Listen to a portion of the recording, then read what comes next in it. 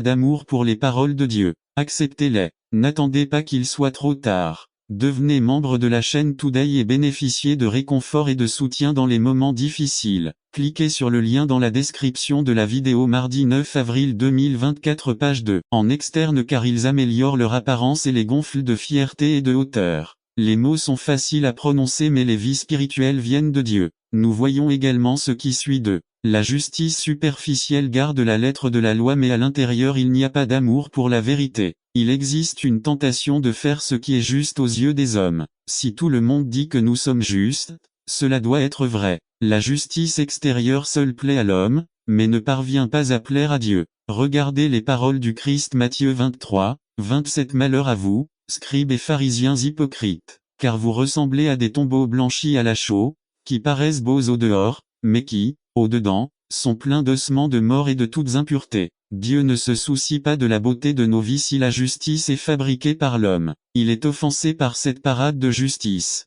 Ce genre de vie se moque de Dieu. Ailleurs, nous trouvons les paroles du Christ appliquées à nous en tant que croyants. 2 Corinthiens 3 Si Dieu a également fait de nous des ministres compétents d'une nouvelle alliance, non de la lettre, mais de l'esprit car la lettre tue, mais l'esprit donne la vie. Paul dit que nous ne sommes pas comme les pharisiens qui prêchent la vieille lettre de la loi, mais que notre loi est supérieure, elle est spirituelle. Le Christ a démontré à quoi ressemblait ce type de justice dans son sermon sur la montagne dans Matthieu 5 à 7. On y retrouve l'esprit de la loi dans plusieurs principes. Par exemple, ne pas tuer ne suffit pas. Tu ne devrais même pas détester ton frère. Si vous insultez de gloire, d'argent et de succès en tant qu'écrivain, a déclaré, la vie n'est qu'un mauvais jeu, un court voyage de rien à rien. Il n'y a aucun remède à quoi que ce soit dans la vie. Le destin de l'homme dans l'univers est comme une colonie de fourmis sur du bois brûlant. Peu de temps après avoir écrit ces mots, ce grand écrivain, qui avait réussi dans tous les sens matériels,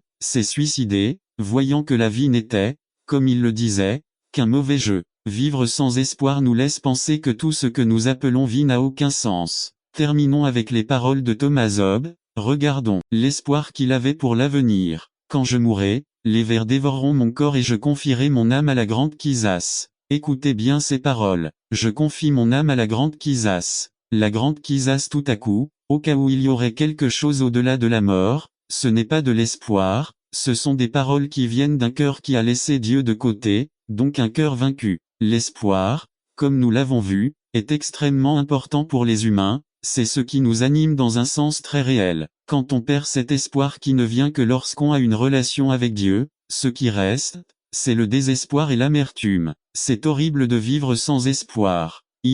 Espoir vivant. La Bible ne nie pas qu'il existe des gens qui décident de vivre loin de l'espoir. Mais en même temps, cela nous transmet un message très différent de celui que nous venons d'entendre de la part de ceux qui sont loin de tout espoir. Pierre dit, « Béni soit Dieu et Père de notre Seigneur Jésus-Christ, qui, selon sa grande miséricorde, nous a fait naître de nouveau pour une espérance vivante. » Le chrétien a une grande espérance, un espoir vivant. Quand nous lisons les paroles de ceux qui vivent sans Dieu, nous voyons qu'il y a un manque d'espérance, que le monde n'a aucun sens. Il y en a d'autres qui vivent loin de Dieu, même s'ils viennent peut-être à l'église, mais ils vivent vraiment leur vie comme ils l'entendent, ils vivent d'instant en instant, peut-être de danse en danse, de fête en fête en essayant de donner un sens à chaque instant. L'espoir n'est pas réel, il n'apparaît que par instant. En ce sens ils sont pas très différents des athées et de ceux qui ne croient pas en Dieu. Mais le chrétien est marqué par l'espérance qu'il a, c'est un point de vue positif. Nous avons un espoir vivant, dit Pedro. Et qu'est-ce qui qualifie cet espoir d'espoir vivant? Pierre nous dit par la résurrection de Jésus-Christ d'entre les morts. C'est grâce à la résurrection du Christ que nous pouvons jouir de cette espérance vivante dont parle Pierre. C'est l'événement le plus important du christianisme, ce n'est pas Noël, ce n'est pas la mort sur la croix. Conférences, ils parlent et ne font que parler. Les louanges au Père sont remplacées par des autopromotions, les prières d'autorité contre Satan sont remplacées par des arguments et des discussions d'assemblée. Le syndrome de Diotrephe a déjà touché de nombreux serviteurs qui ont oublié l'appel à la prière pour devenir leader de parole. Mais Diotrephe n'accepte pas notre autorité parce qu'il aime commander. C'est pourquoi, quand j'irai, j'attirerai son attention, car il raconte des ragots et des mensonges contre nous. Jean 9,10.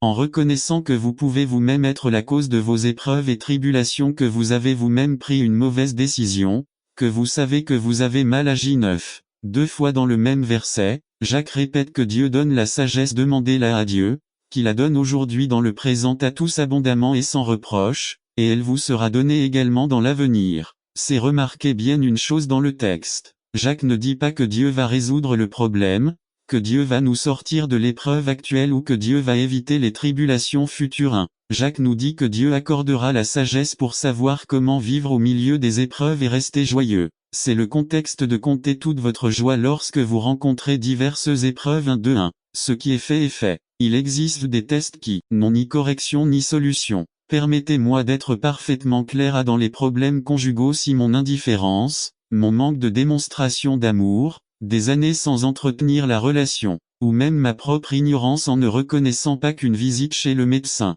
aurait pu résoudre le problème de mon impuissance ou ma frigidité, et n'importe laquelle de ces choses ont finalement amené mon conjoint à me rejeter définitivement. Ce qui est fait, et si mon conjoint ne veut plus rien de Dieu, mais que je cherche Dieu, même s'il est tard, Dieu ne résoudra pas forcément le problème. N'attendez pas qu'il soit trop tard.